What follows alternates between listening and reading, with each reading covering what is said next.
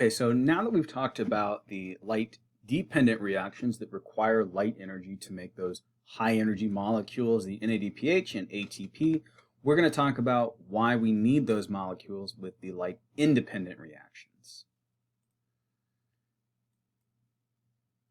So remember, this is the Arlodia cell. Here are our chloroplasts. We're going to zoom in on one of these chloroplasts.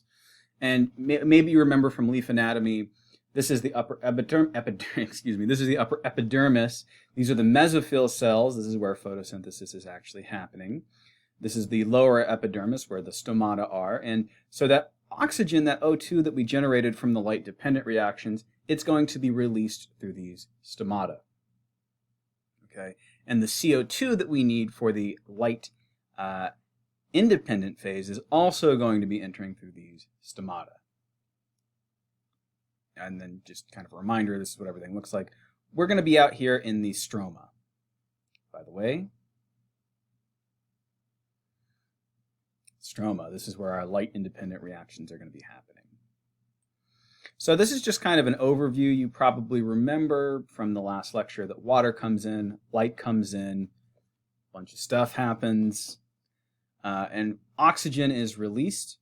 And the other thing that comes out of this is ATP and NADPH. We're going to be using those to fuel our Calvin cycle. So let's talk about the Calvin cycle really quick. So the Calvin cycle is basically 3 steps. There's a lot more to it than what we're going to be discussing today. There are entire classes that you can take. There are entire degrees you can get just learning about what photosynthesis is and how photosynthesis works. But we're going to be starting with this first stage called carbon fixation. And you can see here carbon fixation requires the energy of some ATP. So let's zoom in on carbon fixation and talk about it really quick. So here's a pretty mundane looking chemical equation. This says CO2 plus RUBP, whatever this thing is, gives you organic carbon. Okay, and the main point of this next couple of slides is that if you don't think that this is incredible, I just want to tell you about how wrong you are. Because the fact that you can take carbon dioxide, put it together with something, and get carbon that is useful, carbon that is bonded to hydrogens, carbon that is actually made to be able to be turned into sugar, is absolutely spectacular. And again, it's the reason why we're all here.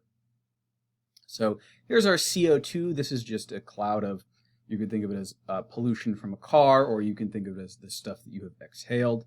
And this is going to get together with this. This is written kind of strange, but this is 5-carbon RUBP. RUBP is a 5-carbon molecule, and that's going to turn it into, again, this incredible, useful, organic carbon. There are many chemical steps going on here. Don't just think of it as like, oh, they're just kind of getting stuck together. There's lots of stuff going on, but we're keeping it simple for the purposes of this course. I'd also like to talk for a second, which I'll do later, about this enzyme called Rubisco.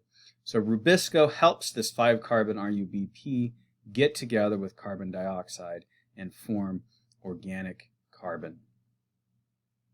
So this is a cycle, and you know, there are some more things that are going to happen, but carbon fixation is the first stage where you're taking CO2, sticking it on to RUBP with the help of our friend Rubisco. And again, we're going to talk maybe in another lecture about why Rubisco kind of sucks at its job. But you fix carbon, you take it and make it from air into something actually usable by the plant. The next stage is this reduction phase, and I don't really necessarily want to talk about this too much, but basically what's happening is you are changing the molecule that you have fixed into something that's a little bit easier to use. How are you doing that? You're using the NADPH. You're using the energy from that electron that we captured with NADP earlier on, and we are changing this P-gal, or I don't want to get into the specifics, but we are changing the carbon that we fixed. Okay, and some of those products are kicked out to create sugar. They're kicked out to create glucose, and those just exit the cycle because it's done. Sugar doesn't do anything here other than be sugar.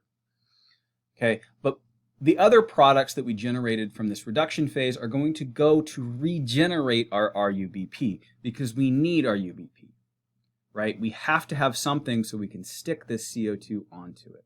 If we didn't have our UBP, the cycle would be over. So let's talk about the cycle one more time really quick, just to make sure you guys have all of this pretty clear in your heads. So the CO2 is coming in from the stomata, and it is being added to rubisco. How is it being added to rubisco? Well, there's a lot of steps. How is it being added to RUBP? There's a lot of steps, but rubisco is involved. But I want you to know that rubisco is helping us to fix this carbon dioxide molecule.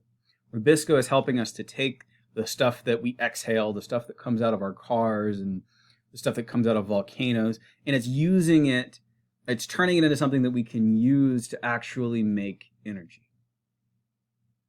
So the first stage is fixing this carbon into something that we can use. The second stage is taking and adding more energy to it with this other high energy molecule, NADPH. And then the third phase of the Calvin cycle is regenerating our RUBP so that we can continue fixing sugar. Fix it, reduce it, regenerate RUBP. That is the essence of the Calvin cycle. That's not all there is to it. There are many biochemical phases that have tortured many a biochemist throughout the years. But I want you to know that carbon is fixed with this enzyme, with the help of this enzyme rubisco. Then our other high energy molecules are coming in and they're helping to turn that fixed carbon into sugar as well. And you should also know that we are regenerating RUBP. We're regenerating that precursor, but we're regenerating that precursor that helps us to be able to fix carbon. Okay. CO2 comes in, attached to RUBP. It is further reduced and turned into sugar. RUBP is regenerated. Those are the three steps of the Calvin cycle. So inputs and outputs, I always like to talk about inputs and outputs. What's coming in here? Carbon dioxide is coming in. High energy molecules, I should have written NADPH and ATP here, but the high energy molecules, NADPH and ATP are coming in. And what is coming out? The only thing that's coming out is glucose. Everything else is sort of getting recycled. So in the next lecture, we're going to talk about some of the different adaptations that certain plants have come up with to deal with very, very hot environments, and to help deal with the fact that they're in a hot environment, and combined with the fact that, like I said, rubisco is not very good at its job sometimes. So again, the next lecture is going to discuss some of the strategies that plants use to help deal with those issues.